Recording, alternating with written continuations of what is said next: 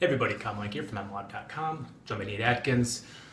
Lions, Bears. It's a rematch of a game from long, long ago. A very different Lions team.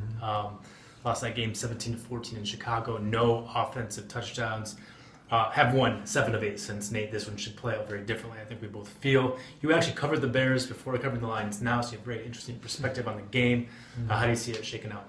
Yeah, it's an interesting one for me for sure. I think the Lions are fortunate that this game is here in Detroit, where they're going to play indoors, and that's going to play a lot more to their style of playing behind Matthew Stafford, the efficiency he has.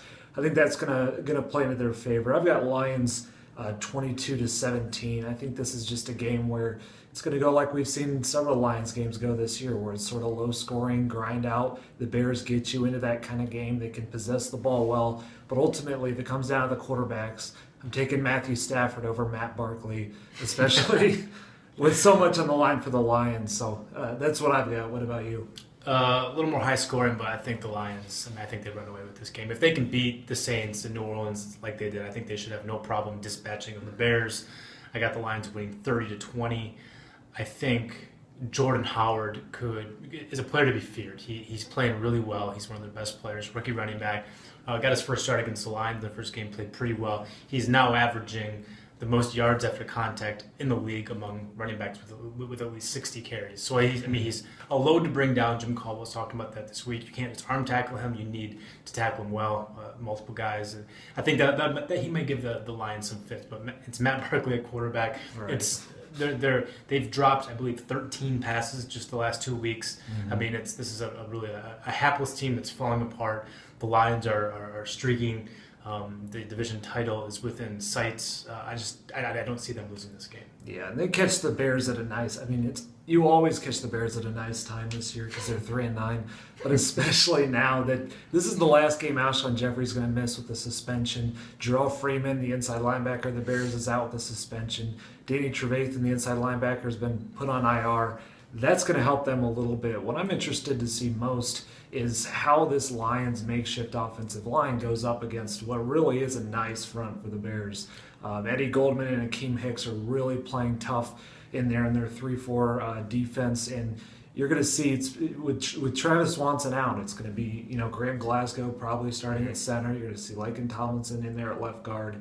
And they've struggled to run the ball when they have their normal set out there. So it's going to be interesting. I don't expect them to run the ball well in this one, but what they need to do is really, really sort of hold firm on those passing downs for Matthew Stafford, because we know Jim Bob Cooter's offense is built around making Stafford comfortable in the pocket. They've handled interior pressure pretty well this year, but this is going to be a big test for him in that front. Graham Glasgow's played really well at left guard. There's a lot to like, I think, about his game and what we've seen from him. I mean, he's really fortified. I thought what was the biggest weakness from the offense, there at left guard with Laken Tomlinson struggling. I thought Tomlinson played better when he got moved to right guard, and also when he played about half a game for Glasgow at some point. So I think there is hope that with Glasgow moving to the center spot, that Tomlinson's going to play better than what we saw before. I think there is hope for that. But Glasgow, I do wonder. He hasn't played much center. I talked to him this week in the locker room. He said he just hasn't practiced much at center since coming here, and he lost the center battle in the offseason program. And so getting reacquainted to that position, getting some reps with Matthew Stafford, it's just they're not going to have the same kind of bond that Swanson had. We saw the struggles of Travis Swanson last year, just how difficult it is to play that position when you're not experienced there. Glasgow's a rookie. Does have some experience, but I'm not sure how much of that actually transfers to what he'll be responsible for at center. I agree with you. I think that's a big concern for the Lions. But they've done it all year with no running game. And so I think even if they can get any kind of protection from Matthew Stafford, and pass blocking has not been their weakness, it has been the run blocking, I think the Lions will be okay. Yeah, and they're going up against a very nice Bears pass defense, too. I think they're rated 6th against the pass, but I like the Lions matchups in a couple ways here. Those two linebackers being out for the Bears, Trevathan and Freeman, that's going to really open it up for guys like Eric Ebron and Theo Riddick. I mean, they went out and the Bears went out and they signed those guys because they couldn't cover tight ends. They couldn't cover the middle of the field. And they've got some decent depth there, but that's where I think the Lions are going to have to attack. If the run game's not working, they're just going to go back to the basic formula that's got them here, and I think it'll be enough on Sunday.